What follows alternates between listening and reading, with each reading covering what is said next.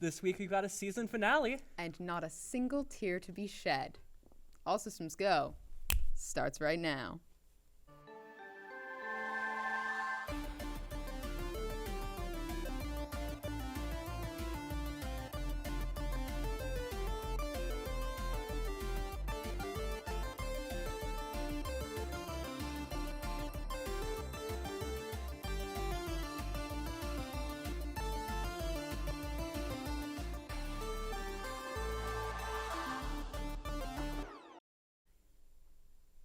Greetings and welcome back to another episode of All Systems Go, the only show that never truly ends in spirit. I died here and can never leave the building. I'm Joyless Jenica. And I'm Sorrowful Sammy. Let's get started. Trouble at MGM Studios. This Saturday, April 20th, there was an accident on the set of the upcoming film, The Pickup. Not much is known about the incident other than that there was an accident during an action sequence and several crew members were injured as a result. A spokesperson said they were still in the process of gathering facts on what happened. One anonymous source stated, quote, 2 members were hospitalized as a result, end quote. We hope that the crew of The Pickup heal and get better quickly. A man in Japan has been charged with obstructing business with force after threatening to kill everyone involved with certain Nintendo events. There were a total of 39 threats made between the months of August and November of 2023. Nintendo even stated that in December of 2023, employees received relentless amounts of threats that targeted not only employees, but also attendees of Nintendo events. Luckily, the man has been charged and cannot send threats about future Nintendo events. Sony went woke. That's right, gamers. Sony is removing what they are calling an unintentional racist phrase in the game, Stellar Blade. Sony accidentally placed 2 assets next to each other on a wall that went out to say the phrase hard R. This phrase, for those who don't know, does have a racist meaning. Sony has declared that they are patching out the racist message in the Day 1 patch and has denied any intention with the message. Stellar Blade is set to release on April 26th for the PlayStation 5, hopefully this time without any hate crimes. Borderlands 3 players may be scientists? This comes after Borderlands 3 players are collectively listed as having contributed to a peer-reviewed paper. Borderlands 3 introduced a minigame that allowed players to play a tile-matching game. This tile-matching game was actually not a game, but instead a way for scientists to do research on microbes. This game was played by 4.5 million people and allowed scientists to gather a ton of research. One scientist stated, in a sense, this result is theirs too, and they should be feel proud of it. Congrats to the Borderlands players for participating in academia. Hop off your Zamboni, because we've got terrible news for the girls, the gays, and the theys. The Yuri on Ice movie is officially on ice.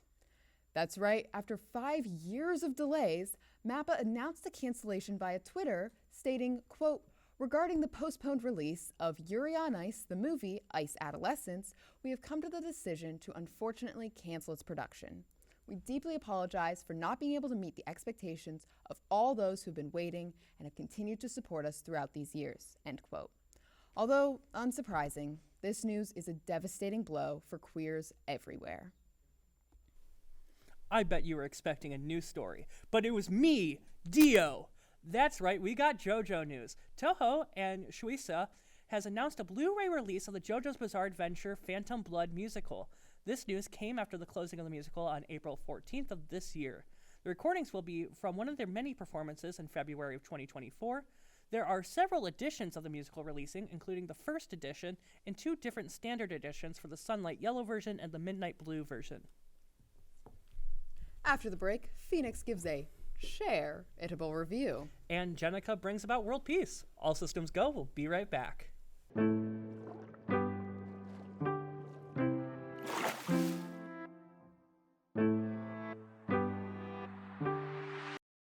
I bet you're quaking with excitement for Phoenix's review of the giant earthquake demon movie. Well, we are! Luckily, it starts right now. I would like to watch a movie because a movie is fun to watch. Frank Mertens.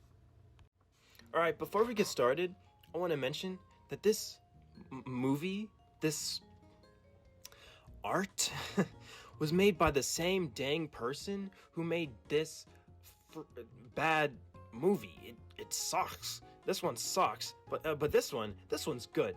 And like, I understand if you don't know anime, you might look at these two movies and say, oh, they're the same dang thing. They're not the same dang thing. One of them is really good, and the other one is really bad. But they came out like a year apart, which confuses me the most. But anyways, that's just a side note. Let's get started with the review.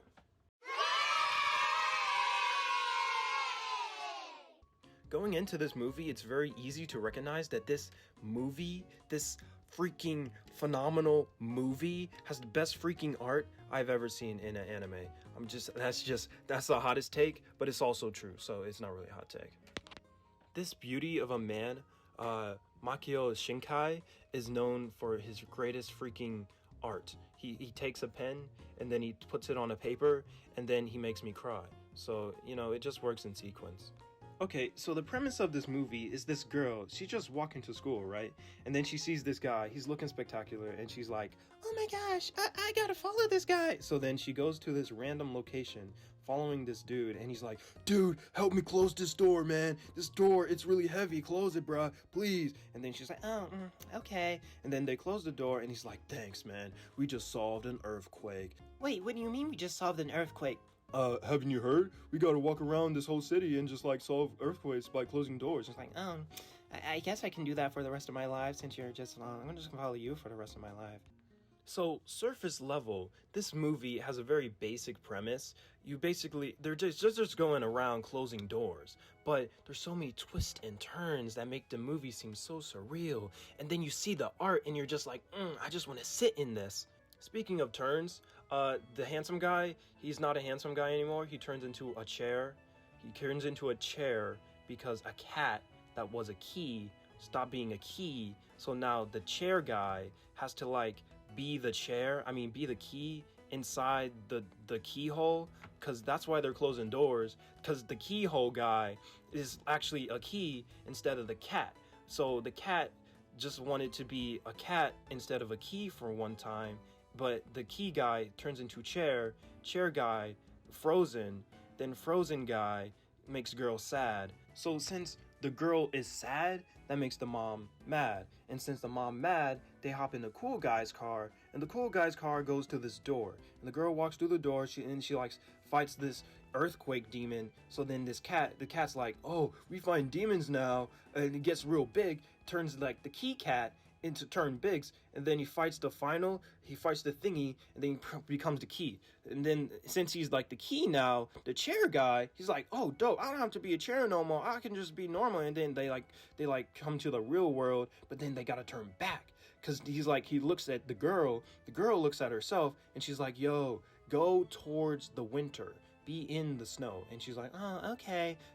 So then the movie ends by playing some awesome music by Radwimps. Thanks again to Radwimps for making awesome music. Thank you.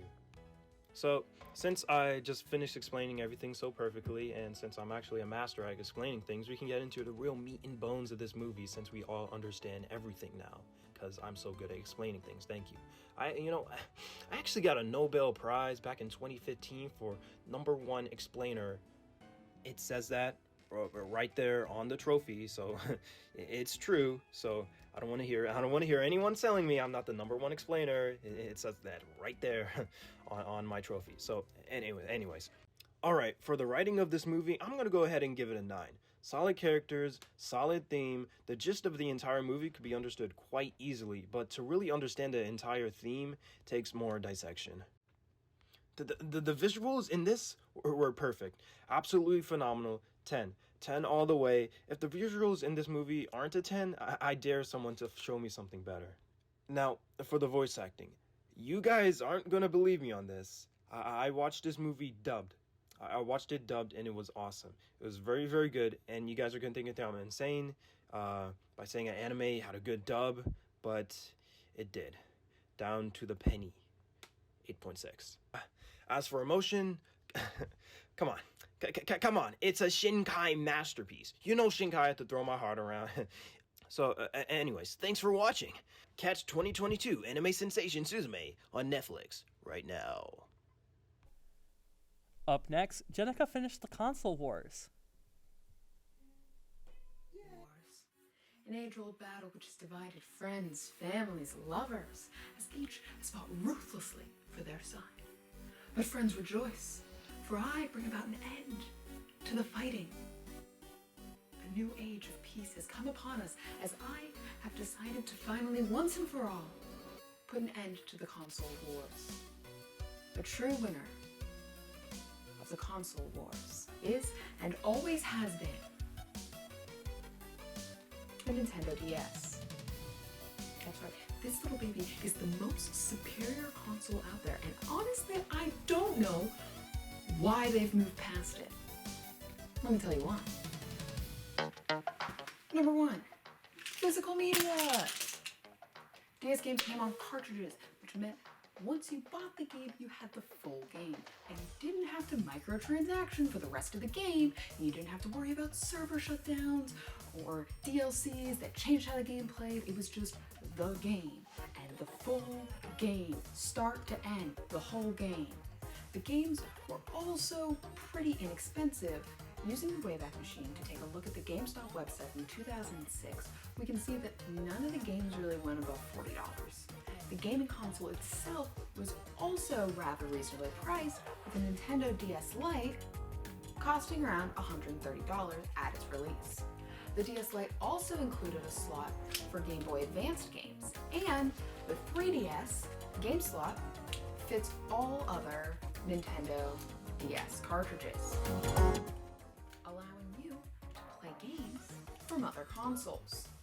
Speaking of games, there was a weird and vast variety of games for the DS. Me and my siblings had a game that was just SAT prep. I was doing SAT prep in middle school because it was on the DS, and that made it fun. I have a game that's just books. It's just books that you can read, but you turn the DS like a book, and that makes it so much cooler. Number two, dual screens. This makes every game feel so much bigger. Cooking Mama is telling you what to do on the top screen, and then you have the entire bottom screen for the cooking. Some games let you have the whole top screen be a map, and then you would move around and do stuff on the bottom screen and always know where you were going. Speaking of bottom screens, it was a touch screen with a stylus attached, ignoring the fact that everything with the stylus is infinitely more cool just because of the stylus, and that there were cool styli that you could get, like a lightsaber or Link's Master Sword. Having a touchscreen is a game changer, literally. You could change the play style of most games, whether you preferred using the buttons or the stylus. In some games, you needed to use the stylus. Imagine trying to solve a Professor Layton puzzle without being able to write things down.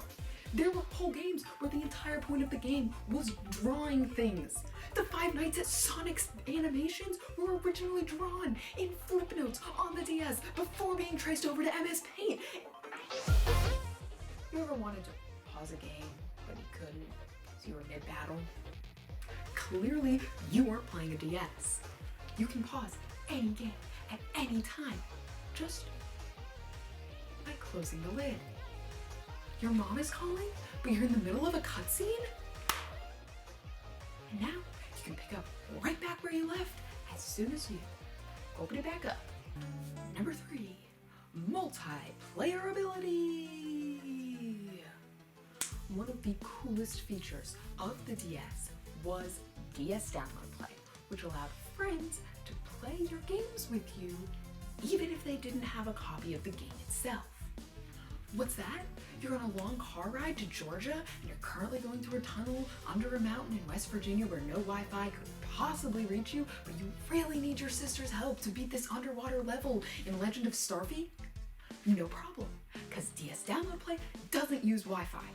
So no matter where you are, as long as your friend is within 100 feet of you, you can play together. Another thing you could do with your friends nearby was PictoChat.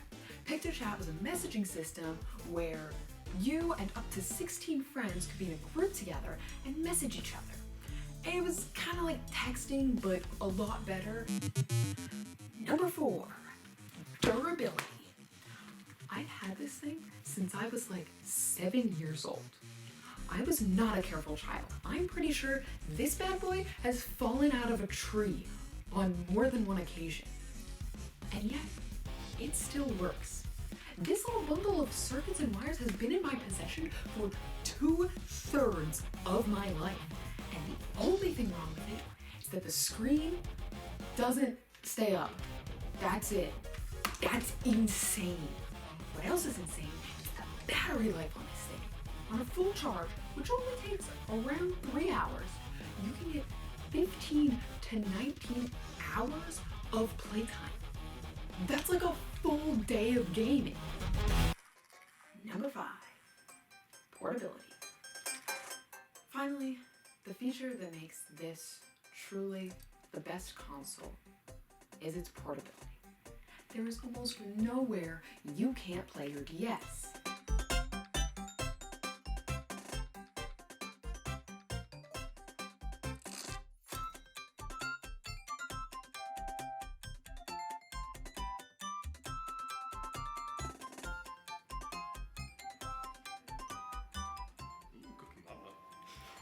Part of the reason for this is because it's so small and can fit into almost any pocket. Even if you aren't someone who wears giant cargo pants, it'll almost certainly fit into your pocket. What? What? Huh? You can sneak this anywhere. No one will know. What's that? Oh. What? Nothing in my pockets. I'm just kidding.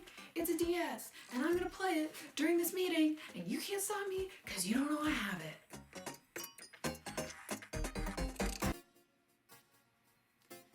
You can even watch this video on your DS. That's how good of a console it is. Oh shoot, sorry. Remember when you were a kid and you used to play with dolls and make them fight and stuff? Well, we're gonna do that, except the dolls are in our minds and called OCs because we're cool now or whatever. And we're gonna make them fight to the death. Stick around after the break.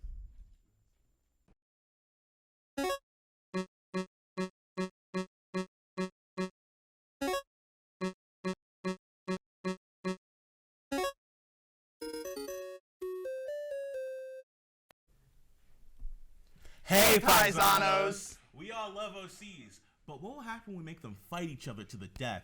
I'm Eric, and this is Cam, and this is Jenica. And today we're getting the OCs of Joe, Laz, David, Wyatt, and Coleman, and forcing them to analyze their weapons, armors, and skills to find out who would win a death battle.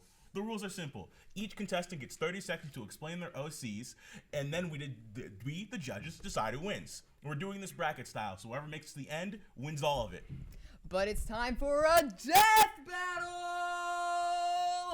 I love our jobs. Me All too. right, round 1 is Coleman versus Laz. They're already ready to go.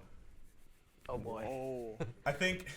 Oh, actually, you guys are perfectly set up for who's OC is which. Yeah, we are. Yay. Because Laz is on the right from our perspective, you get to go first. Oh boy. Okay. So this this is my first D&D character. His name is Lethe.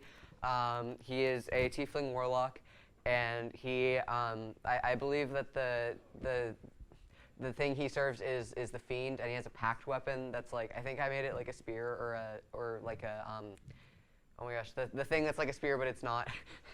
Oh my god. Anyway, and the amount of damage that I did when I used Hellish Rebuke in that campaign, that I spent so much time on that, and it was amazing. Okay. Got more? Because you still got 5 seconds. Oh, okay. Just a lot of cool skills and stuff. All right, that's your 30. Coleman, you're up. Good stuff. Very fitting I'm wearing my shirt today because my OC is actually from the Dragon Ball universe. This is just Coleman. I didn't give him a unique Start name. going, man. But yeah, so basically, since he's insane, he's pretty powerful. He's gone toe-to-toe with a lot of the characters in the Dragon Ball Xenoverse storyline. He's defeated the likes of Frieza and Cooler. He's learned all the way up to Super Saiyan 3, and he was capable of going toe-to-toe with Goku in some points as well. He does have a ×10 Kamehameha. While it's not as powerful as some of the main Dragon Ball heavy hitters, it has definitely got some toe-to-toes with some other secondary characters like Krillin and whatnot. So That's the 30 I seconds. feel like he's prominent enough in that category. I'm hearing that he can, in fact, beat Goku. But judges, fellow judges, Yeah, how do we feel about it? I'm looking at the notes I took on my Nintendo DS PictoChat. And wow, it sure does seem like Coleman's I've you know the best power level is fighting Goku that I've always heard, right? Coleman's beat Goku. So Yeah. Are we hearing that this is a Coleman win? Because like I think it's a I think it might be. I'm sorry. Was the word you were looking for lance? Or No. what was the javelin? weapon? Hang on. Joe, what's the glaive? That's what it is. A glaive? Well, that would have changed things. I'm just kidding. It would have for me. I It have would've? Dragon Ball facts, but Interesting. unfortunately, that is not a Dragon Ball kryptonite weapon. So Coleman wins. Yeah. I'm Alright. sorry, Laz. For our next Hey. round, we get up here. We have Joe and David. Alrighty. Right here. All right, Joe, you'll be opening with the first 30 seconds. Yours is on the right, I correct? wonder which Yes. one's Joe's. Wait. All right, go. Me? What? Oh wait. Wait, I'm supposed to be like right here. No, you're good, man.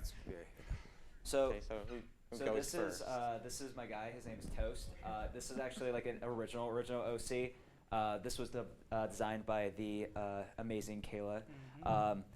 Toast comes from a place called Toastallion, which is about a couple light years away, which has been extremely technologically advanced.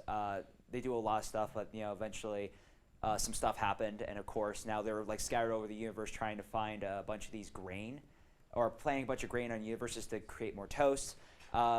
Relatively speaking, he has a high intelligence. That's time. Considering, oh, I have a question. what? Does the bread toast themselves? That's kind of like Yes, they burning do toast yourselves themselves. alive. Yeah, it's like calling yourself burning people. It's kind of like burning yourself alive. That was my That's nickname in kind middle of- school. David, you're up. Please explain your OC. Okay. Oh, right here, and this is a character like an original character.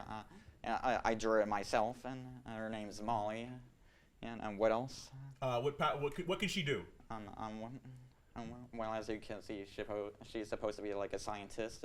So I'm like brewing like potions or creating inventions or making genetic mutation things. Yeah. What do you think about that? All right then.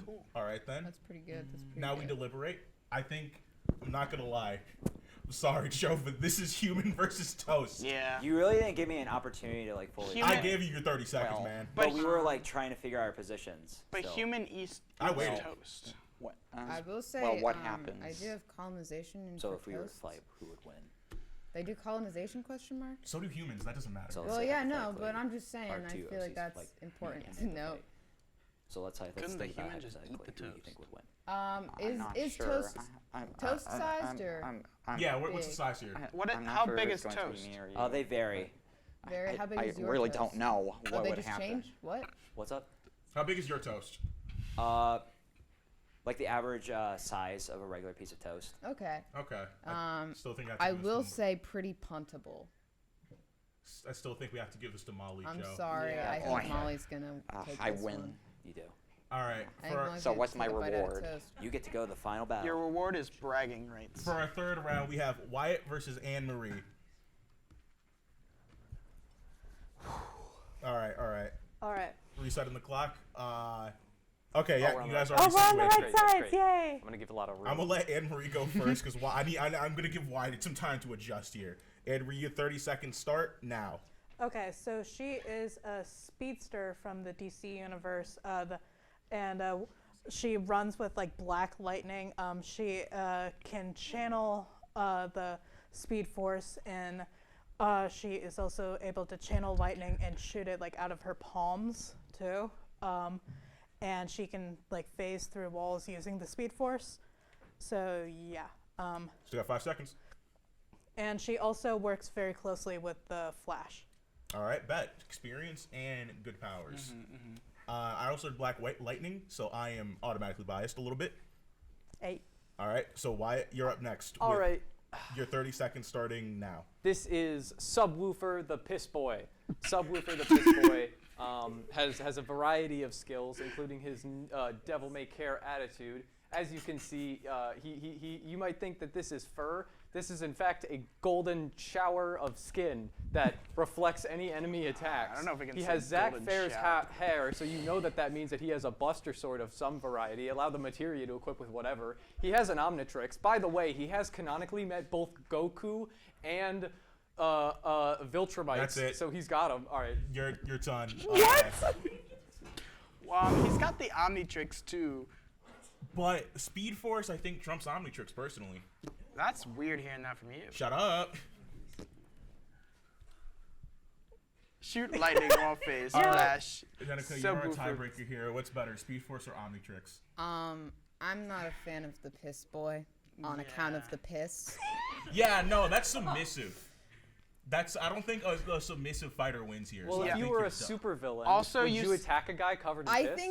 think shoot through lightning's wall phase. Also, you speeds said golden your- shower, so I'm gonna go with the other person. I'm Yeah, gonna you're cooked. go. Get outta here. Yeah. Lord. Anne-Marie, congrats. Get the piss boy out of This here. doesn't winners- feel like a win. Our winners, does not feel Anne-Marie like a Coleman win. and David. David, get up there. Oh, Everybody get up okay. there.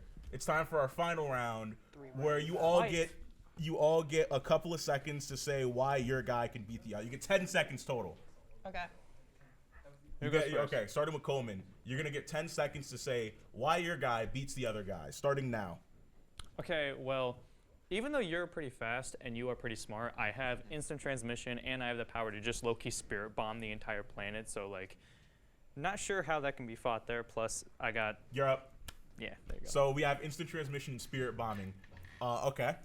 Okay. I'm not sure if we're allowing bombing, but Anne-Marie, your 10 seconds start now. Well, I mean, she has been very experienced with earth hopping from the Speed Force. So if you want to bomb the Earth, she could just go to a different Earth. That's not a fighting tactic. That's a running tactic, but we'll keep it. That What is if a we bomb retreat. the other Well, Earth? unless you're Joseph Joestar. Yeah, if he That's- fought Goku, he could it's survive my turn. another Earth. But David, your 10 seconds starts now, and why your guys are better. Alright. So even though you are very strong, I believe I could just create some genetic mutation, and if I wanted to. Oh, so and to biological make me warfare? yeah. Okay. Okay, so Is we that have bad? bombing, running, and trouble? biological warfare. All right, guys, what are we feeling here? I would say if you mutate somebody, they probably can't bomb the planet anymore. I think But what if you bomb the planet before they mutate? Flash and Goku have both canonically gotten sick. Goku had a heart attack, so I think I think science kills. science kills. I'm here, Cam. Science could kill. I'm hearing a distinct winner in David. Thanks to Molly's ability to kill with cancer. Yeah. my sister, whose birthday is today, is physics, and well, I've heard it from her. Science kills.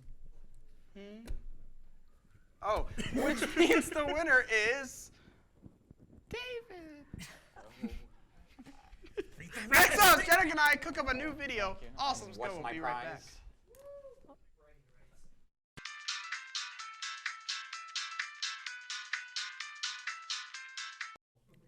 Up next, Jenica and Cam make some food from Cookin' Mama.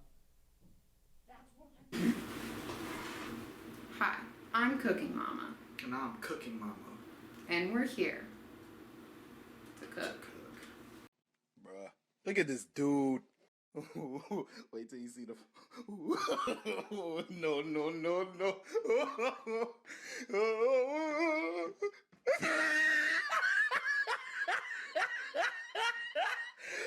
Look at the top of his head. Intro not done. Oh. Since we Cooking Mamas have a college mama's budget, College Mama. we unfortunately will not be making all of the wonderful recipes that Cooking Mama Prime has created. But we have eggs. And rice. So I love Walmart. we'll be making, not sponsored, but Walmart. Walmart, if you wanted to. So we'll be making a couple recipes using ingredients that are cheap and easy to acquire. Starting with Sweet fried egg.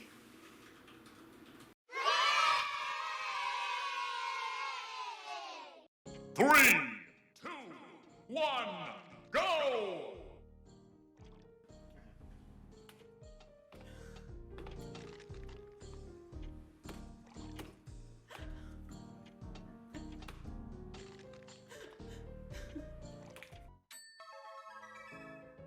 Oh no. That's as best as I can get.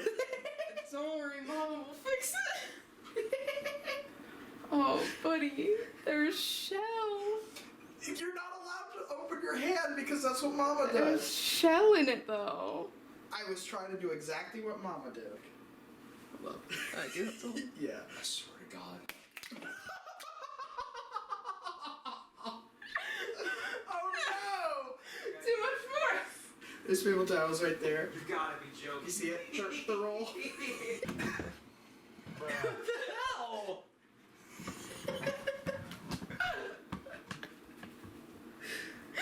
I'm going back to egg.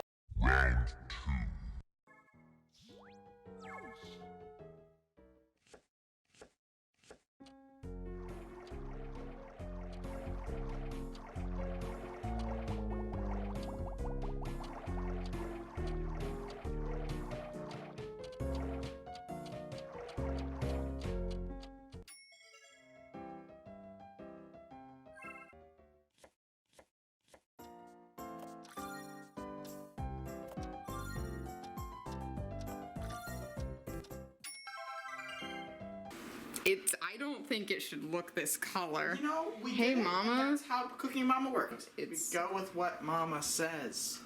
We must follow Mama. Yes. We must. Gotta be like Mama. We get to look at like the progress you guys have done. Yeah, I think you should look at our beautiful, beautiful egg mix. I told you to. That's not eggs. There might have It's been well, too no, much soy sauce. it's gonna be sweet fried egg. It's just sweet egg right now. Yeah, it's going to be fried. It's got sugar and soy sauce and not sake because we didn't have any, but in fact some sherry. I'm scared actually. I'm gonna go back. Final round. Spatula, I assume. That's what Mama wants. I don't know. Okay, I think I'm Mama. using a I think spatula. Mama says use chopsticks. Oh God, I would rather not. All do right, that. we ready for add? Yeah. Add it. Oh God. Whoa. That is Start doing that. Oh no. So We're gonna make scrambled eggs by accident. this might end up being scrambled eggs. I'm sorry. Because Not you, we're the not- other we're Mama. not- It's because we're not. It's because we're not doing the instructions as they pop up on the screen. Yeah, It's getting a nice fry. it is. Just want to heat down. Yep. A real good showing of it. Yeah. That looks. Took bread and you ripped it up. It looks like stuffing. It's hot. I'll try it, but I'm not confident. Okay. All right, ready? And we all got to think together. Okay. Okay. Ready? 3, 2, 1. Here's the camera angle. That's good. It's just You're sweet not fried on egg. the camera. It's sweet. It's really sweet. Pretty good. That's pretty good. Listen, I dig it. I think we did good. I'm pretty good. I'm ready to. After the break, the cast will be defending shitty shopping of photos. All systems go. We'll be right back.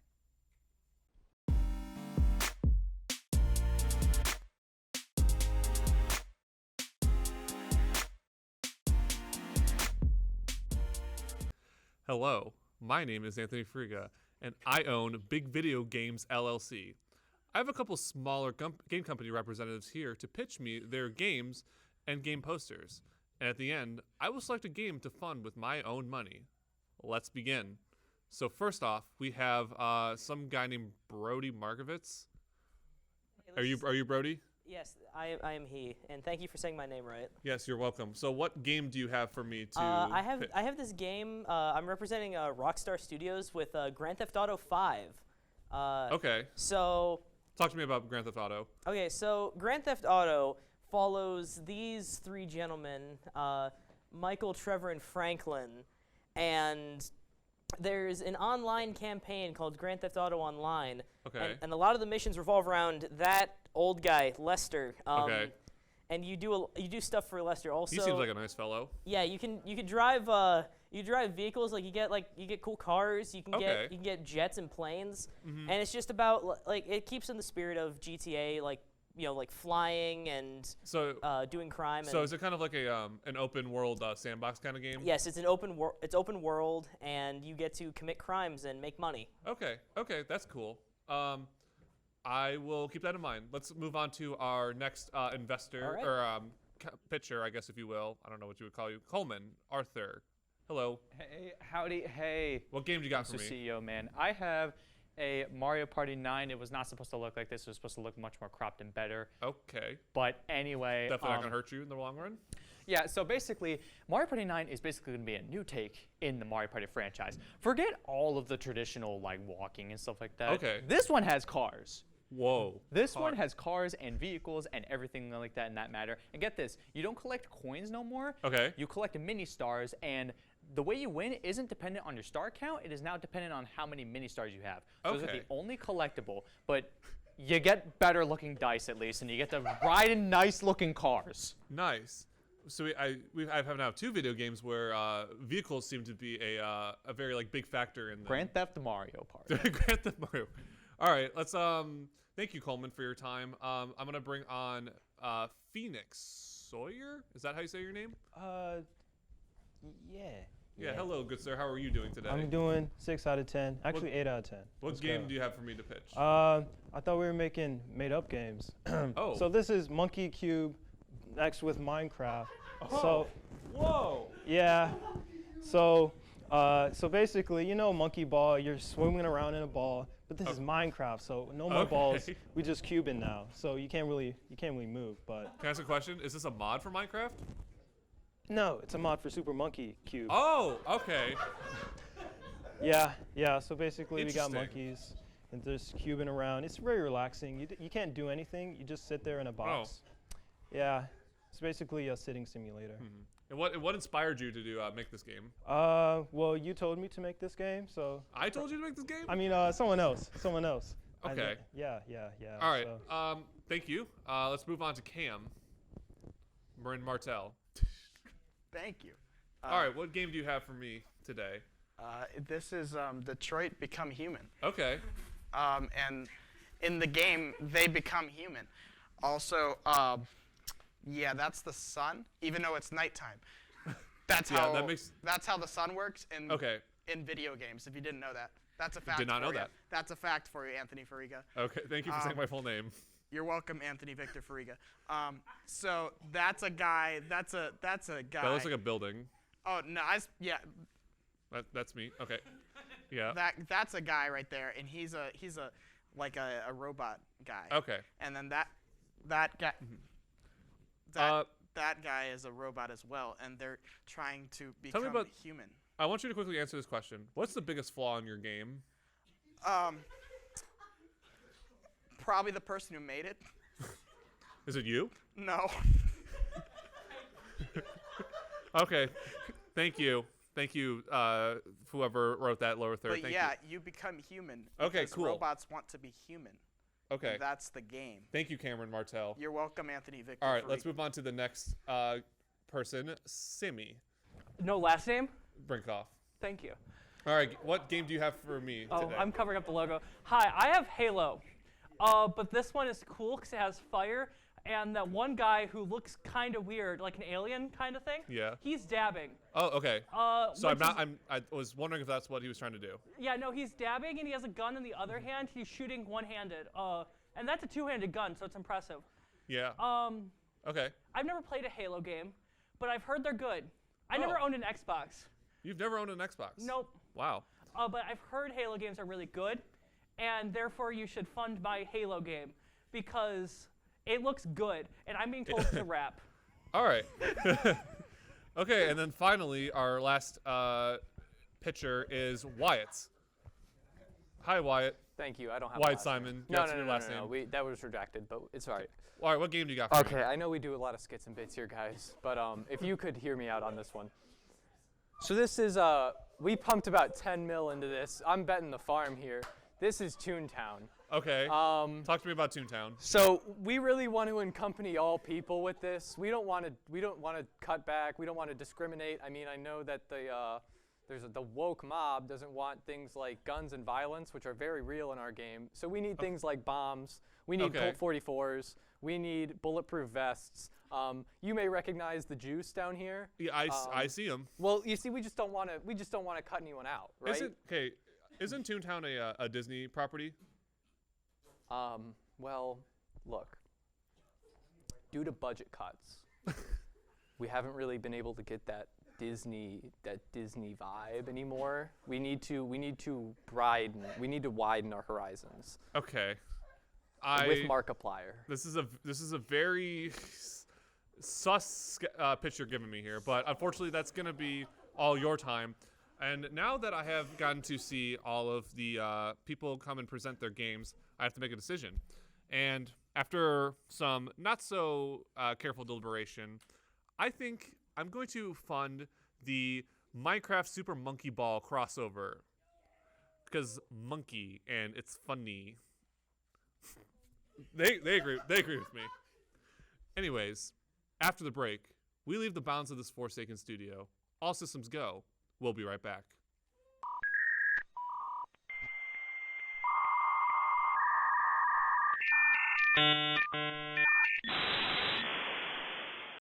Coming up, Jenica, some of the cast and I go to FanExpo Cleveland. My name is Jonathan Sims. I work for the Magnus Institute in London. Shut up, John. Not everything's about you. So should have been better up in the savings. We're here at the Cleveland Fan Expo. All of us. We got Anne Marie. We got Ryan. Hey. We got John. And we got me, Timothy Stoker. The coolest character of this podcast that nobody cares about. Yeah! Yippee! No, for real though, we're all systems go into the Fan Expo. Woo! Check us out. Good pun, good pun. Thanks, guys. Thanks. To start off, we just kind of explored till it was time for press to do interviews. Coincidentally, while we were exploring, Jenica ran into one of their friends who was a vendor in Artist Alley. Anything you'd like to say to your brother who watches this show? I don't know that guy, so no. I'm just kidding. Hi, Jake. Eventually, after a lot of waiting, we got to start interviews. Ryan was very interested in interviewing Butch Hartman, so he went first. I mainly want to interview kind of focus on your post Nickelodeon, because I feel like you've done a lot of different YouTube coverage talking about your time there. So I think it's more interesting to talk about what you've done since then. That's a great idea. I'd love that. Let's do it. Thank you so much for your time. You're welcome. I hope you continue to enjoy FanExpo. Oh, thank you very much. Thanks. Hello, everyone. We are here with Maggie Robertson. Hi. Wow, this is amazing. So I have some questions for you here. We're obviously at the convention. I've seen that you've gone to a fair amount of conventions already. What is your favorite con memory, and what's the funniest con memory you can think of? Good question. I don't know if it's just because it happened literally today, but I had somebody who asked, do I want to say this? Do I want to open this Pandora's box? But, I had somebody ask if they could pick me up in a selfie through, and I allowed it this one time, and then I picked them up more times. So tit for tat. Vice versa. Yeah. That's awesome. Well, thank you so much. You're so welcome. I'm so glad that I got to do this with you and I got to meet you. So thank you for your time. I love your red glasses. I have red glasses too, and if you would let me know in advance, we could have worn them together. We hope match. So there. Next time, let me know. Thank you so much. Yes, I will. Have a wonderful day. Thank you. You too. Enjoy the rest of the con. Hi, I'm Sammy Brinkhoff. I'm here with Mike McFarland asking some questions. All right, that's all the questions I have. Thank you so much for your time. I really appreciate it. No worries. Come on around then. Oh, okay. If you want to right? Yeah. Do you want to sit? Also, I really like your hat. Thank you. Well, when you lose your hair, you gotta go with fashion choices. I understand. Yeah. I have a hat that is very similar. It's my favorite hat, so. Oh, nice. So I've got a few questions for you, if that's all right. Sure. So first off, you voiced Prince Humperdinck in the Princess Bride game. What was that like? You know what? I thank you for asking because no one's aware that I did. It's on my IMDb. And it was this little tiny game. I think it might have been a 16-bit game or something. It was phenomenal. And I got to be in the game of one of the most amazing movies ever. I didn't think it would be as Prince Humperdinck, but it was just like all the other auditions I do. I do my best. I try to sound as much like the character they want me to voice match. I got to do it, so. Thank you so much. It's my pleasure. Thank you. This is Stargate 4/10/2024. We're voyaging to the deep space of Cleveland Expo. What lays out here is a mystery, and I got the Star Trek opening monologue wrong. My dad will kill me. Yeah. Look over there. Oh my. Whoa! It's us on day 2. Epcot. We're all excited, right? Yeah. Woo! Thoughts on Conlike, Danny Trejo? You heard it here first, folks. Stick around. I'm here. Yeah. Here. We acquired a new party member. On day 2, we did even more wandering through the convention. Plenty of people were intrigued by Minnie Mouse, which is Jenica's Muppet, so we got stopped fairly often. While wandering, we got a couple more interviews. Okay, so, first of all, tell us about yourself a bit. Well, my name is Evan Graham. I'm a science fiction author, and I graduated at Kent State University in 2014. Whoa, Kent State? That's so cool. I know! I actually wrote my novel, Tantalus Steps, as a class assignment while I was in school. It was for my independent writing studies major senior project thing. And now it's a published book. That's so wild. Oh yeah. Anything you'd like to say to everybody in Kent watching this right now? Study. Your finals are coming. That's stuff to do. Get to it. Oh god, I gotta go study now. Thank you. What's your whole, tell us about yourself. My name is Scott Larson. I am a illustrator from Chicago, and I've been working in comic books for, what years now? I've been working in comic books for over a decade. I started self-publishing my own book back in 2016, and I go to different conventions. I talk to some really, really, really great people like yourselves, and I'm basically here to make a lot of friends. Oh yeah, that's super cool. First of all, would you like to introduce yourself? Sure. My name is Jeff Brennan. I've worked on, among other things, Courage the Cowardly Dog, Beavis and Butthead, Dragon Tales, the Simpsons comic book. Let's see. Oh, I did a lot of stuff. Really.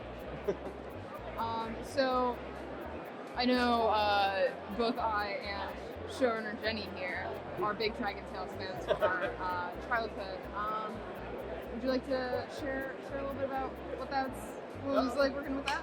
Yeah, I mean, you want me to tell you the story I just told you? Yeah, I was doing one show where I was working with one of the actors. He was at a table next to me, and he had Dragon Tales plush on his table. So I said, "Oh, that's cool." I go, "Why do you have those?" He goes, "Oh, I created the show." And I was like, "I worked on the show." He's like, "Oh, that's so cool." And we ended up exchanging numbers and being good friends. I'm going to be doing a show with him in another month or so. We kind of keep in touch and stuff. So it's kind of cool.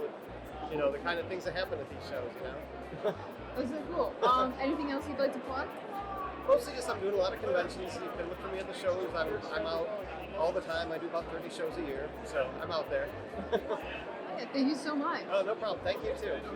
Oh, can I just add, follow me on Instagram at Jeff Wildstar. Also, while wondering, we ran into so many ASG people. Joe found Laz and Brody found us. We also ran into Phoenix as he was working for FanExpo this weekend. And while considering how to spend all my money, I glanced to the side and I saw Ro and Hannah Lee, who are KSU alumni and past members of ASG. And lastly, we ran into the KSU Cosplay Club.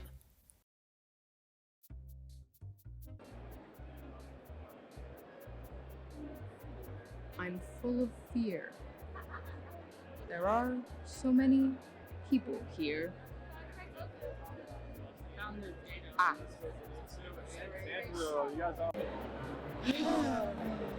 Well, that was an exhausting 2 days at the con. But hella fun, right guys? Yeah. We hope you had fun, as much fun watching this content as we had making it. Time to all systems go back to the studio now. Bye guys. For the full interviews and director's cut of this video, check out our YouTube at TV2 All Systems Go.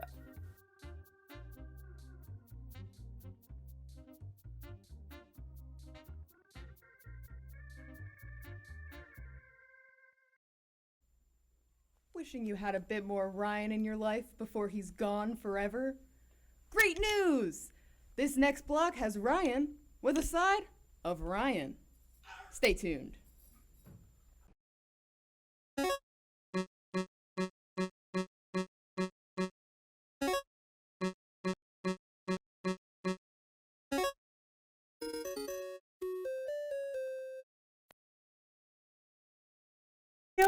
About two completely separate topics that don't correlate whatsoever? Let's give it a watch. Hey, it's Ryan, that guy who you see in the curtains go, who is that? All semester, I've had two different ideas for videos. One is something so weird and obscure and wince-inducing, I knew it was perfect for ASG. And the other was an episode from a TV show that I felt would be a perfect bookend to my time on the show. The only problem is, I've only had time all semester to make a single video. But then it occurred to me, what if you just combine the two ideas? It could act as some sort of double feature. So here you go. This is the Ryan's Gone Slightly Mad with Power and Self-Indulgent Video Spectacular. Chances are, if you ever watched an older anime, it was dubbed by 4Kids Entertainment. Back in the late 90s and early 2000s, they were everywhere. They dubbed Yu-Gi-Oh!, Pokemon, Kirby, Sonic X, just to name a few. But they gained a rather infamous reputation.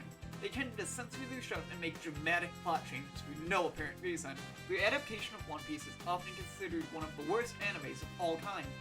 Rumor has it was so awful that Toei, the license holder, tried to revoke their contract. But here's the thing. What if I told you there was a 4Kids production that was worse? And here's the real kicker. It wasn't an anime. It was a live-action show. In 2002, 4Kids dubbed the tokusatsu series, Ultraman Tiga. All of the cliches that made them so awful are here. Replace the theme song? Check.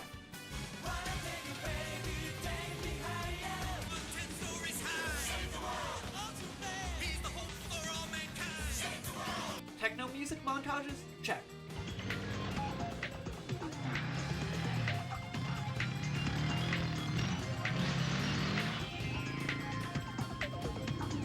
Bad puns? Check. So many of them. The signal will degrade. It won't work, Corey. Just like the bread said to the butter, we are toast. But the real issue is the script. It's something that can only be comprehended by watching the show, but it ping-pongs all over the place. There's a lack of total consistency within the same scene. One moment the scene will be dead serious, but then all of the tension will be undercut. It can't seem to decide if it wants to play it straight or be a campy parody of itself. If we drive any further, the gut thruster's engines will short out. I copy. Any thoughts, Captain? I think disco should never come back. And golf is boring.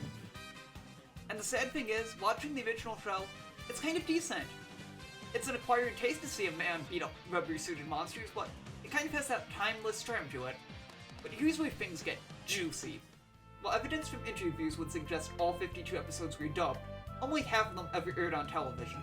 The show was prematurely cancelled, and the second half is considered lost media.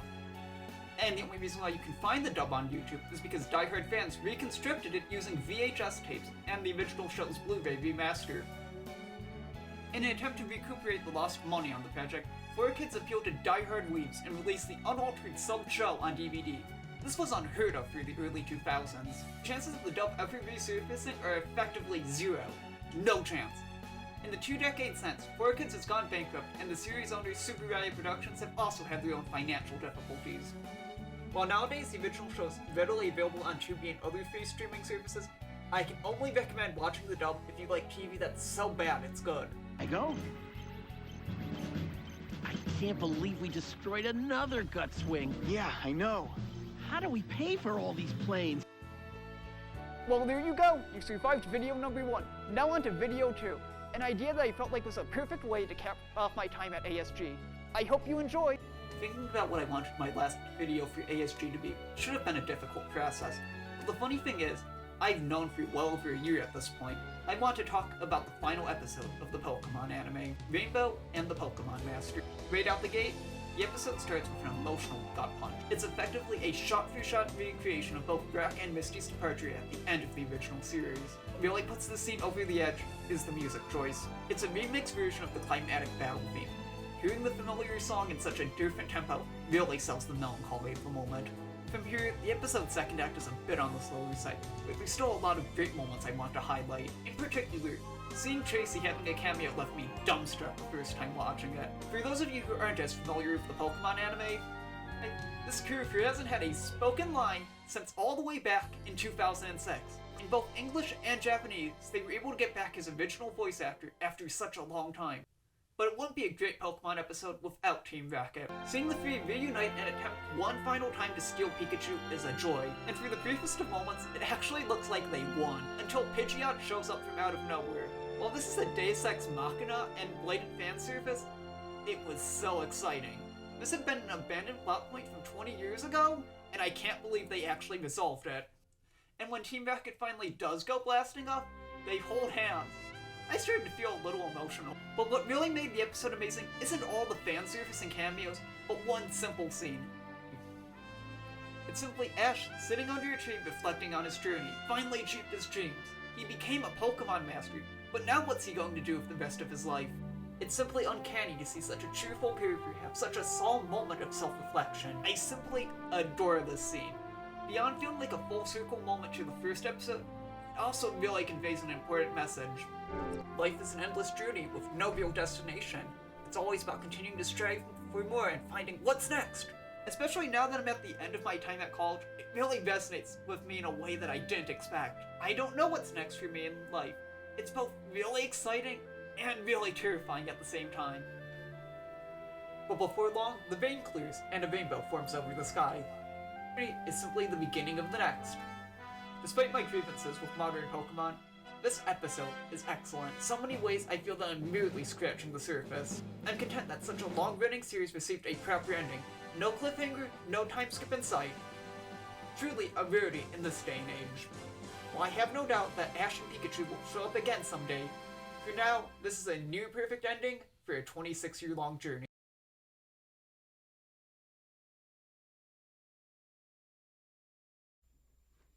After the break, we're gonna party like it's March 10th.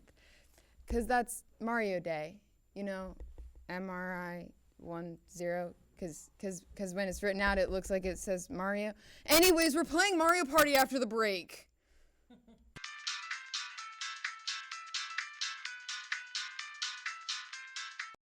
Here comes Coleman with the finale to the Mario Party trilogy.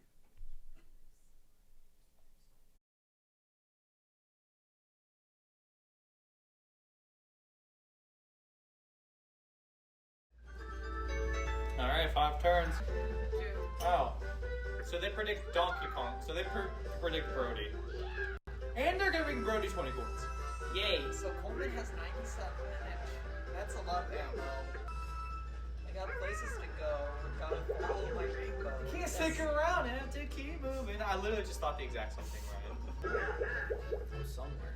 Are you gonna risk it for the biscuit by going to the right? 14 coins, that ain't much. Yeah, for you.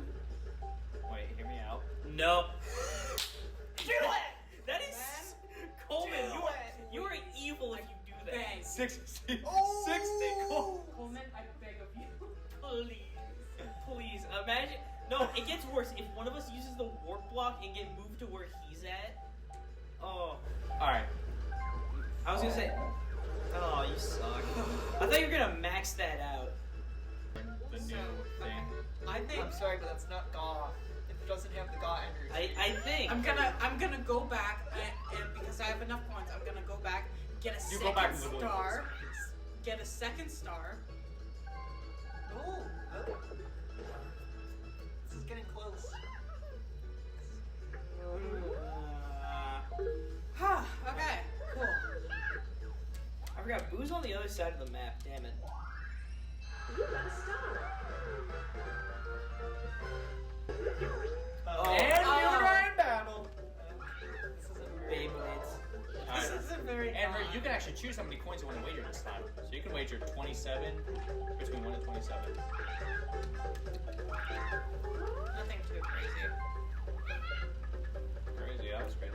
Stop. You die in the game, you die in real life. Well, I'm not doing it. Come on. No, What? No, it's a pendulum. Did you? I'm not. Another one. Oh, thank God. Another one. Please, can you give me a famous quote? I watched that. Oh my children. What the hell? Ryan and I tied. Okay. Do we both get coin? Yeah, we both get coin. Okay. I 99! I that's maxed out. Man, that's some serious late game action. I'm Wario. I have all the coins. We have 3 Gold more. block. Oh. Swear to God, if he gets a star. More money. That's More money. Exactly what he needs. There is bonus stars. I could That's steal 2 stars via the boo. Yeah, and you honestly, if you get lucky with the boo, you do have complete power in this game. I'll take that. But then there's the bonus stars, which can throw much into everything. I'll take that.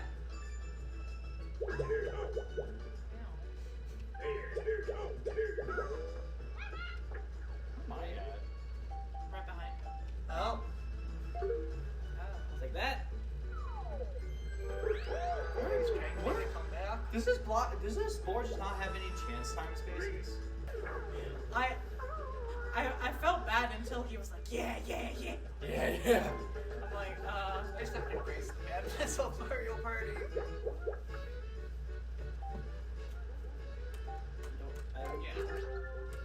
Oh no. So that's what I swore. But then Brody still gonna use his rolling pipe, so I'm still be close to it. Oh, mini game. Oh, thank goodness. A number 9 large. A number 9. We all were Yes! relying on each other to get to know the quote. Nothing. I won either. Oh, you did win. Okay. Nice. Ah. That is a gauntlet if I've ever seen. Oh, come on. Come on. Oh. All systems. No. Come on. Yes. No.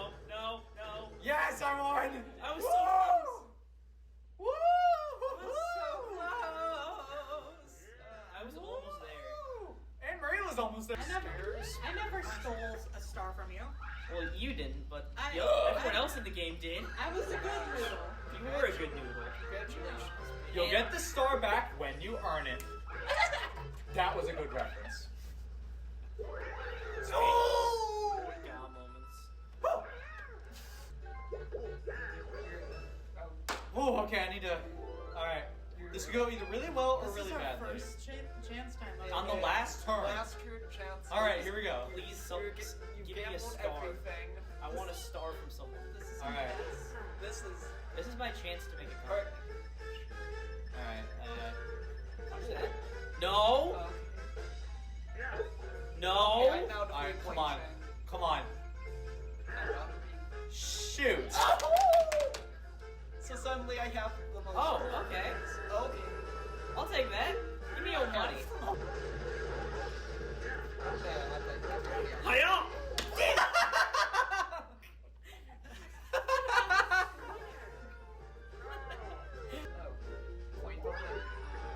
Ready? Okay. So now you have the same amount of stars.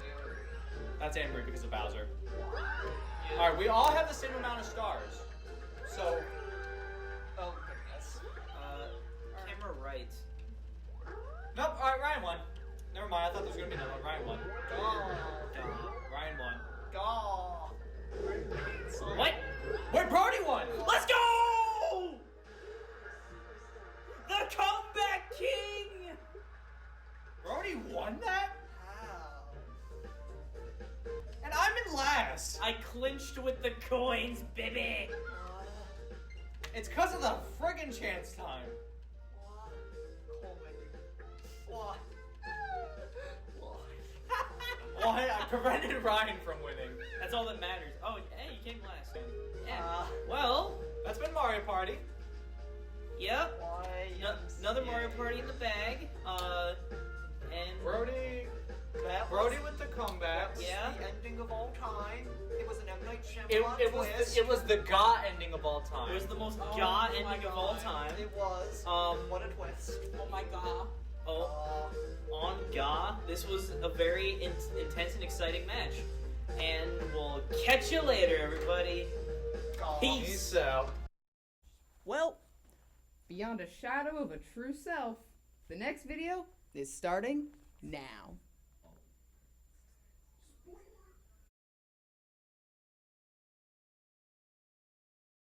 Yep. Hello. Welcome to our funny Persona video. I'm gonna suck cold when you called him slime. Welcome to our funny Persona video. Funny Persona. Funny Persona. You're supposed to say Funny Persona. There we go. Each of us are represented through different games today. So Austin is representing Persona 3. Yep. I'm representing Persona 4. And Anne-Marie is representing Persona 5. 5. I have a discussion list here.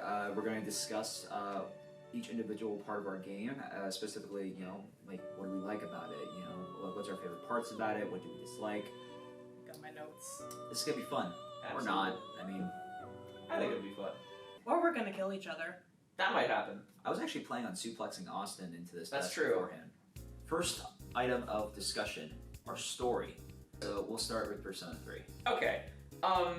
Basically, I think it is one of the more better written S&T, Mega 10 even, stories, but 3 has realistic divorced character growth from the main character, which is something that I think is really important, and it's something that I feel like some of the later titles kind of start lacking a little bit, because like the Ultimate Personas in 3 are tied into actual story revelations, you know, marks their progress as a character.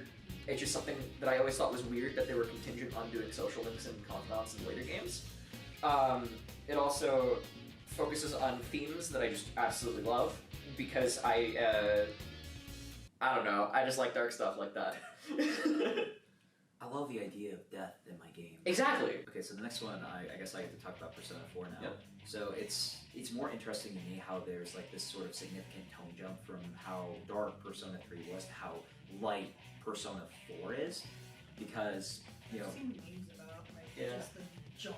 Yeah, Scooby-Doo and stuff. Yeah, because, you know, where Persona 3 like focuses on the tone and like, you know, the themes of death, and you know how, you know, the idea is not like, oh, it's not about the end of which we're searching for, it's about the journey that we embark on. Part of why I love it. Yeah, Persona 4 differs from that because it's like, oh hey, you're in this town now, and you know, it's the idea that truth is what encompasses the moral compass of a lot of people. It's the idea that we as people tend to search for comfort in lies, and we search for that, you know, that sort of blissful ignorance, and that's how sort of like the game goes. And I'm trying to avoid spoilers for Persona 4. That's kind of hard too, because it's like, you know, one of the main encompassing things actually involves the last boss, where they're like, yeah, people want to live in this bliss. People want to live in bliss. Like they don't want to entirely endure those hardships. Yeah. But you know, it's always unique. It's always unique to, you know, hear, like, to see, like, you know, like, because Persona 3 is like this big town area, and that's the same thing for Persona 5. It's like, you know, you're kind of in the city. Persona 4 just, like, you know, gives off that, like, small town vibe. You can visit the... Take your time. Don't worry. I know there's nothing, and it's going to go into my next point of part of why I like it, because it encompasses... Nothing. It encompasses the idea of growing up in a town where there's nothing to do really well. Yeah. It's like it really encompasses the whole point of Northeast Ohio really well. Real! Yeah. Literally! We're now moving from Persona 4 to Persona 5. Oh, okay. So, you, with the description of, like, the blissfully, like, unaware thing, that is also a really big story point in 5, too. Like, just, like, the masses and, like, your public opinion, like, is a really big thing in 5, which is really cool. Like, just making it kind of broader in scale of just like the entirety of Japan, not just like Shibuya too. It's just like what are people over here thinking of the Phantom Thieves? And like, depending on your actions throughout the game, your percentage can go way up or way down. Yeah. And that I really like that too. And even though that like you can go a lot of different places in 5, it does feel kind of like condensed at points too. Like I know for a minute there, like I had to just force myself not to like fast travel everywhere. Yeah. But when you don't, it's fun to just like walk down the street, like walk down to the little shops, past Sodro's, and like get your laundry done. Like it's very domestic. Yeah, it's sorry to kind of butt in, but it kind of like the inverse of how it is with 4. It encompasses what life in like a more populated area is like, because it's one of those things where when you first get there, it's huge, sprawling, and there feels like there's things everywhere and you don't know where anything is. I got lost. You get lost very easily, but then you very quickly are like, oh yeah, I know exactly where to go to get to blah, blah, blah, blah. Yeah. Or like, I want to go, I want to go to the airsoft shop today. I just take the tram, boom. It's also nice how much there's more of an emphasis, like when you talk about shops, like it's nice that there's an emphasis on the amount of shops. Yes. That are Oh my gosh, yeah.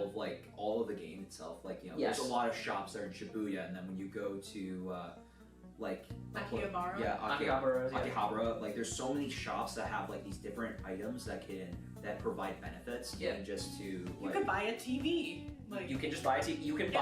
You can buy a laptop, fix it, and then shop on the black market. That is just a thing you can do in Persona 5. That's funny. And that's the tie-in to the past Persona That's one of them, series too, but yeah, or at it least is. one of them, the black market, which is I love Tanaka. It's so terrible. That's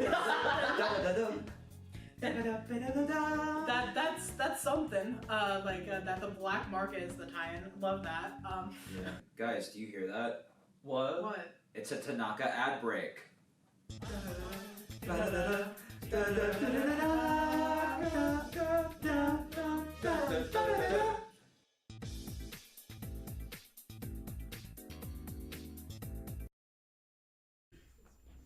If I could, I would give you an award for Best Audience Member, as well as Bestest Birthday Haver. Unfortunately, I have no control over the awards, as that is Eric's turf, as you will soon see after the break when we celebrate, along with your birthday, Jessica, the 5th biannual Goies Awards. Woohoo!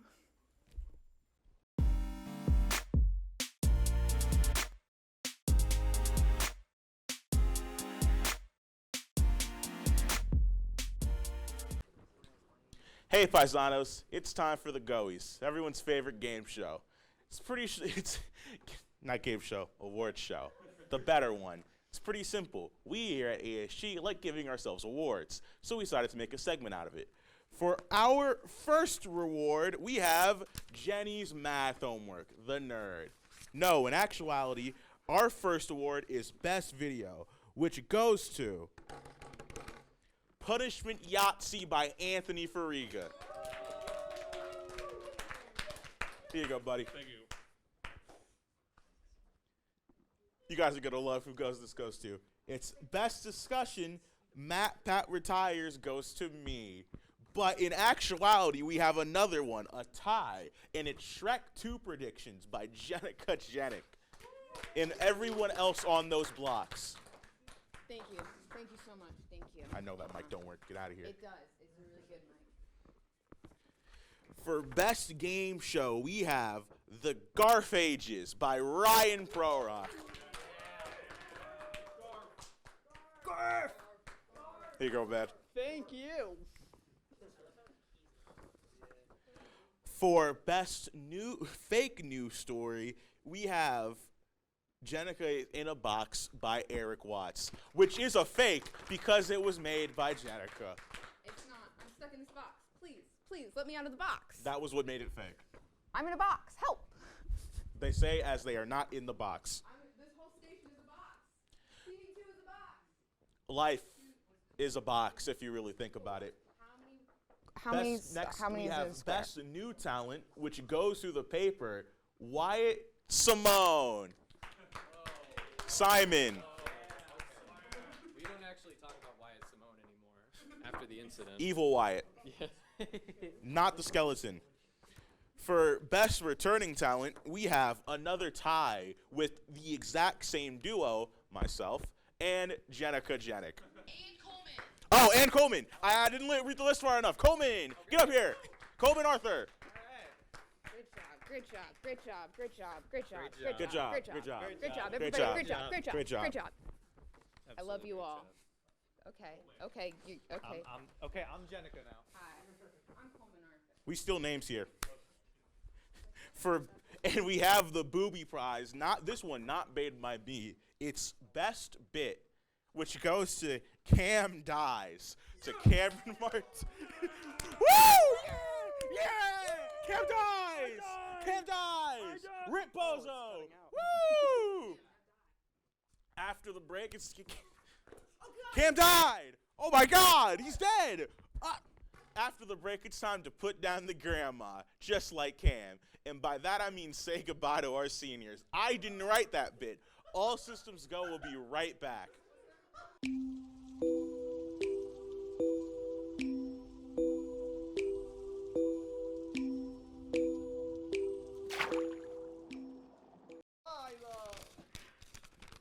All right, well, I guess that's it. We're graduating, and we're all going to be saying our senior goodbyes, unfortunately. I guess I'm starting. I wrote out a thing. If you see something goofy, it's because I can't be serious without like an ironic shield, because that protects me emotionally. It's very important. Anyway, so realness and irony aside, I've been kind of dreading this exact moment for about a week, especially, because this is honestly the part of the entire college experience that I most look forward to, and obviously it's coming to an end. But all things must, at the end of the day, come to an end, for better or worse. Though what will end up not ending are the memories and friendships that I have acquired here over the course of my roughly 2 years working with TV2. It's actually kind of funny. I almost wasn't gonna do this at all, because I was always really a quiet loner kid who would not bother with like extracurriculars or anything. It just kind of here I was intending to speed run my time here, basically, for better or worse. Let's see how well that went. I'm a super senior. But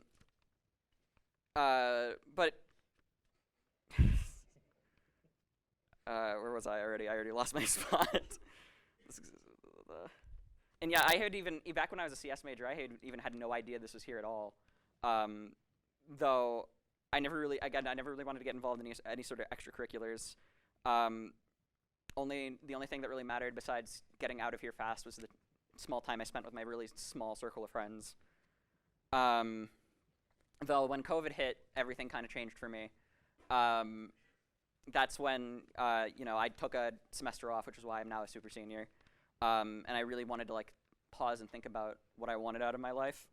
Coming back with a different major also gave me a different, desire to try and do something different besides what I've just been kind of stuck doing. So I decided, a friend of mine was very consistently talking about his great times here at the TV station. So I figured, he even said at one point that he thought the show would be a perfect fit for me. So I was like, I might as well try, And honestly, never in a million years would I have thought that making that decision would have affected me so very drastically. And I'd really like to thank each and every individual person I met here for making such a fantastic experience and helping me break out of my shell significantly more, because I'm still that quiet, awkward kid, but I'm less so than I was starting out, I think. And just being here made me actually feel like a college student instead of just high school too, which is kind of important. I know I can't really thank literally every single person, because that's a number that's way too high. But I did have to mention a few by name because I feel like it would have been not cool of me to not even bring up some of these people. The people that I'd most like to thank verbally are Ben Cookson, who got me into here in the first place, our director Owen Osborne for being one of my first friends here, the former producers Jade and Joe, as well as our current producers Ryan and Jenny, Hannah Verslice, who is not currently here. We like to call them slurs. That's their nickname, not actual slurs. I also miss slurs. I'd also like to thank both former and current ops managers, Ben Sloan and Jen Lohman. Thank all of you from the bottom of my heart. I would not be sitting here today as the person I currently am without all of you to at least some degree.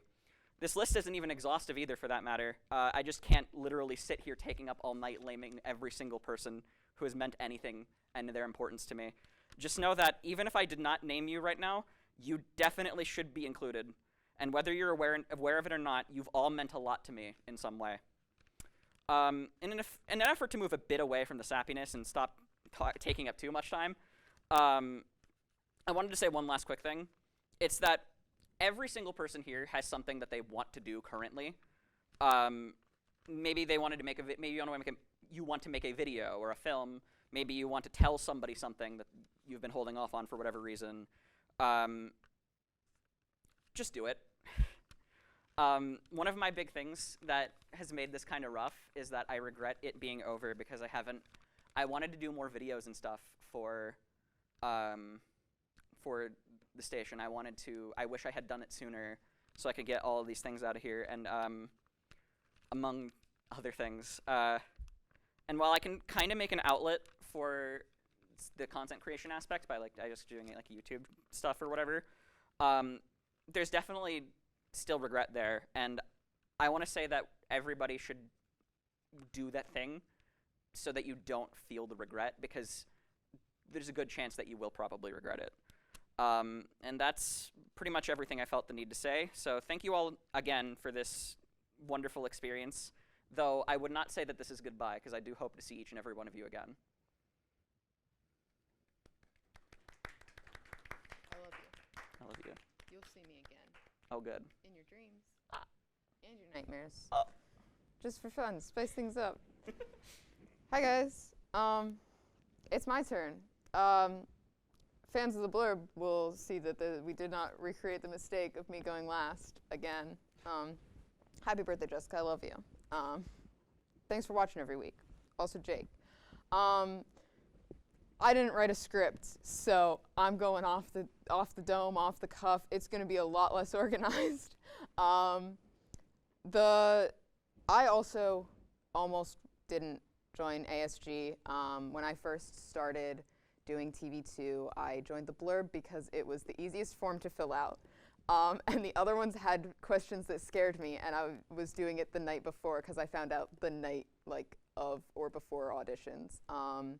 The reason I joined ASG was, it's a bit of a funny story. I was sitting in my dorm, doing dorm stuff at the beginning of 3 years ago? Oh, God. Oh, God. And I get a text from my phone, on my phone, from an unknown number that I do not have saved that just says, "So, I see you're auditioning for the Blurb and not all systems go." And I went, what the hell, what the heck, what, who, what? It was former producer Jade. She was producer at the time. She got my number through a friend. We had vaguely met. She convinced me to audition, and I am so glad I did. I think it's a bit of cinematic parallels, whether intentional by hosts or not, that I started off my ASG career as a host, and now I get to end it as a host, which I really, really appreciate. I'm not going to do many thank yous because there's too many people, so I'm going to specifically say thank you to Jade, and Tony, I believe, was also producing at the time, for taking a chance on me, for letting me host, for letting me screw around, be a bit of a goofball. And thank you, Jenny and Ryan, for letting me come back. I really appreciate it. It means a lot. I really love my job here. I really love hosting. I love being on air. Obviously, I don't stop talking.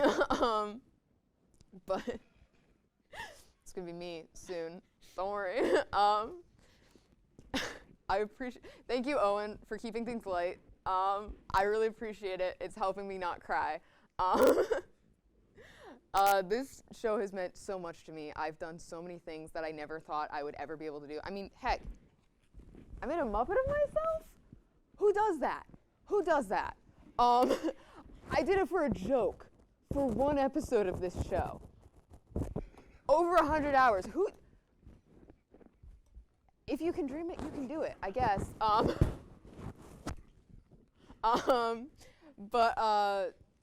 Sorry, let me set that down. Yeah, no, I've done so many. I learned to edit videos.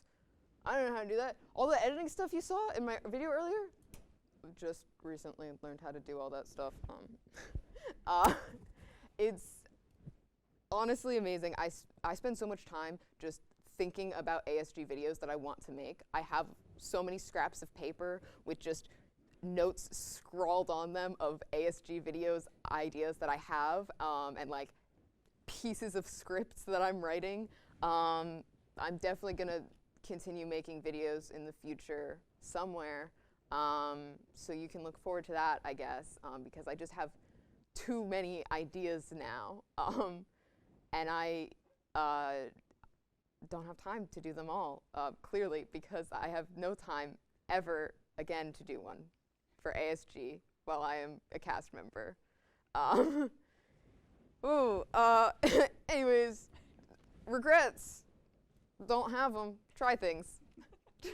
Try things, do stuff. I love you all. Thank you, every single one of you, so much for making this show everything it is and for just everything you do. And thank you, Jen, for being wonderful back there, always. I love you.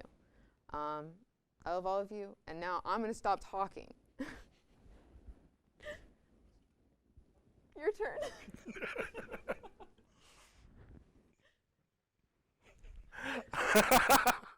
Hi, I'm Rob. You probably never seen me on this side of the camera before. If you look at the end of the credits, when the show eventually ends, the show's gonna end? I'm so sorry. You'll see a master control operator as this guy. So I am the superest of super seniors, I would say. I transferred into Kent State from Stark State after finishing there, and when you kind of enter into college, like in your junior year, and you don't really know anybody, it's kind of hard to make friends when everyone seems to have already like established cliques and already made their friend group over the last 2 years. And TV2 really helped me with that. It's because of TV2 that I've met all these wonderful people. I've made so many new friends, and I've just been.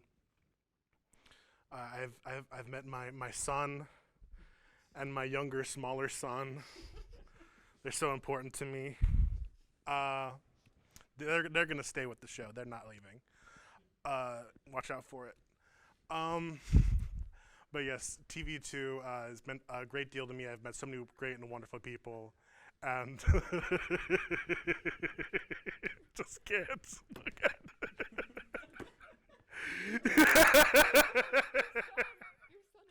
my son is gone, and there's a Philips air fryer behind me.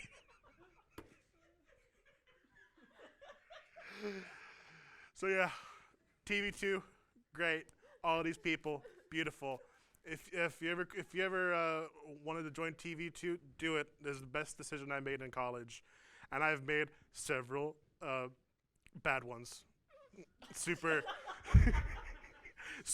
senior. Special thanks to Jen Lohman. She, as you may not know this, as well as being master control operator for this show, I am the assistant production manager for TV2. I had only done TV2 for one semester.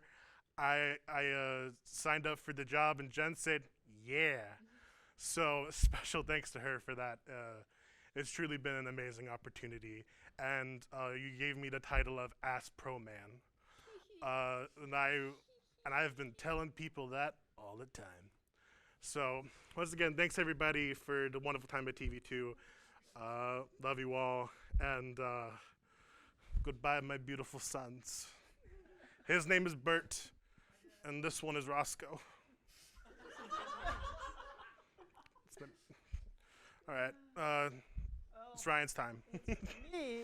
Oh my goodness, it's actually the end. I've been trying to think about what I want to say for this for like so long, yet right now that I'm doing this, like right now, I just find my mind drawing a complete blank. I think the most important thing I want to say is it was an honor to be your showrunner for this past semester. I know there was a lot of challenges along the way. I know not every segment was great. Things went wrong. Sometimes it was a train wreck, or I would run into the room and be like, guys, where's the images? Or whatever other crazy Ryan stuff I seem to say and do, JPEGs and PNGs. But at the same time, I feel like every week, regardless, we were able to put on a fairly good show. And that's what matters at the end of the week. It's everybody can go back. It was all good. Everybody can be like, I'm proud of what I made. What? And it's just like, at the same time, none of this would even be possible if nobody wanted to show up. I could be crazy man with a stick saying, hey, want to join All Systems Go? And if no one showed up, it wouldn't be possible. So everybody had a role in this semester. I hope I was able to give my thank you letter to everybody. I really don't want to just do a shout out because I feel like shouting out one person really undercuts the value of everybody. This was a team effort in so many ways, and I don't know where we would be without everyone. If I did have to obligatorily give one shout out to the production crew in the little hidden cabin over there. You did so much for this show. I mean, heck, that's how I started my time at TV2.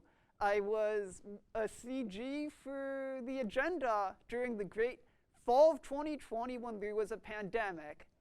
I don't remember our finale for that episode because quite literally it got canceled. There was just an email saying, hey guys, we had to cancel the finale. Nice! But at the same time, I came back the next fall and joined ASG, and it was really the clique that's allowed me to like form so many friends. I think what makes our show so special is that it's that unique opportunity where everybody can talk about that one thing they love. Whoa, you like Garfield? Do a flipping Garfield segment. You like Pokemon?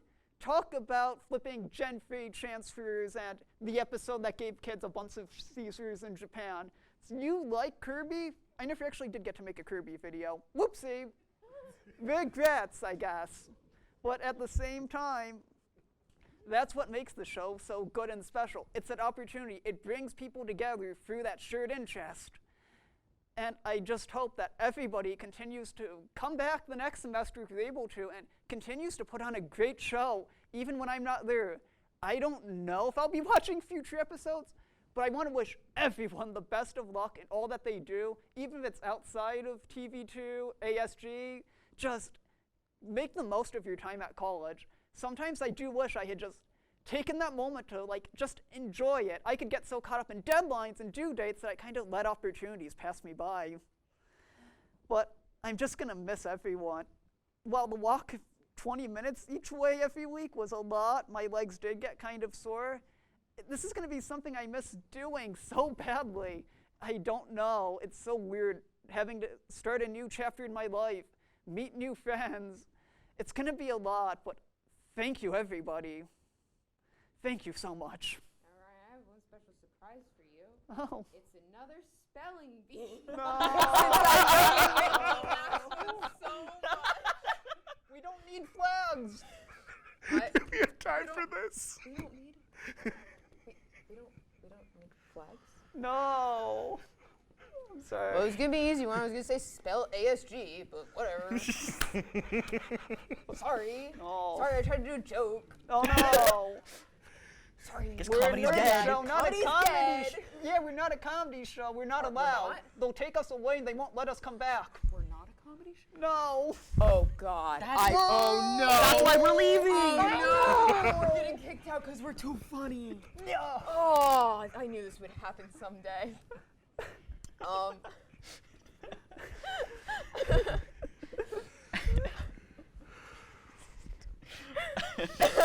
right. Well,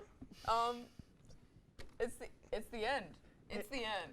It's the end of a wonderful season. It's the end of a great wonderful season. season. It's the end of It's a wonderful life. End of Evangelion. No, we're Oh, not. no. Oh, no. We're not getting in the robot. And we can't reference that one scene. We'll get canceled. Bet. Anyway. That's all the time we have for this week's episode of All Systems Go. Follow our Instagram for some fun behind-the-scenes content. And our YouTube for past episodes. All systems go. Signing off. I love you. I love you Thank all. you, everyone. I'm gonna miss you. I'm gonna cry about this later.